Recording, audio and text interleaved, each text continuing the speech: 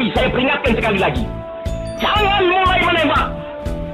Baru kalau kita ditembak, maka kita akan ganti menyerang mereka itu. Kita tunjukkan bahwa kita ini adalah benar-benar orang yang ingin merdeka. Dan untuk kita, saudara-saudara, lebih baik kita hancur daripada tidak merdeka.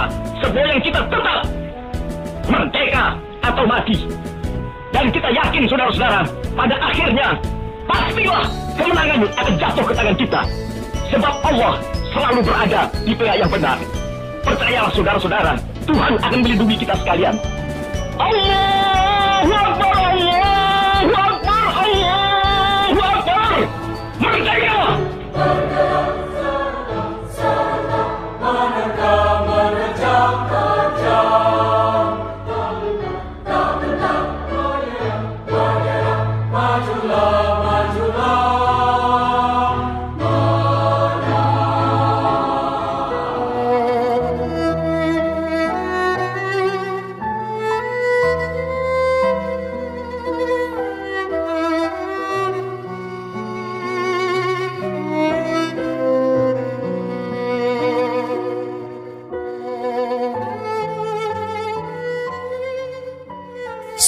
November 1945 adalah tonggak sejarah perjuangan bangsa Indonesia yang tidak ingin kembali dijajah oleh bangsa asing. Bung Tomo menggelorakan semangat para pemuda di Surabaya, bangkit berjuang dengan semangat merdeka atau mati.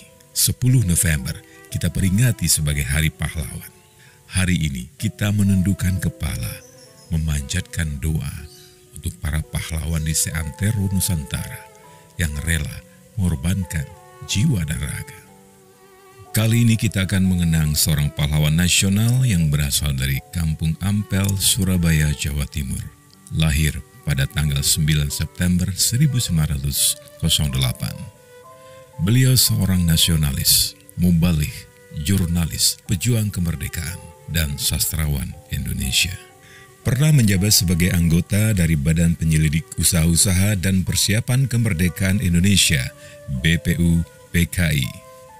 Bersama 44 orang anggota lainnya, beliau berjasa menyusun Undang-Undang Dasar 1945 dan mendapat penghargaan Bintang Mahaputra. Dialah Abdurrahman Baswedan, atau lebih dikenal dengan A.R. Baswedan. Semasa hidupnya, beliau dikenal sebagai seorang pemberontak, menyuruhkan kepada warga keturunan Arab untuk bersatu membantu perjuangan Indonesia. Beliau mengajak mereka menganut asas kewarganegaraan Ios Soli, yang artinya, di mana saya lahir, disitulah tanah airku. Pada masa revolusi, Baswedan punya peran penting menyiapkan gerakan pemuda peranakan Arab untuk berperang melawan Belanda. Pada tahun 1942, masa pendudukan Jepang, Baswedan ditahan.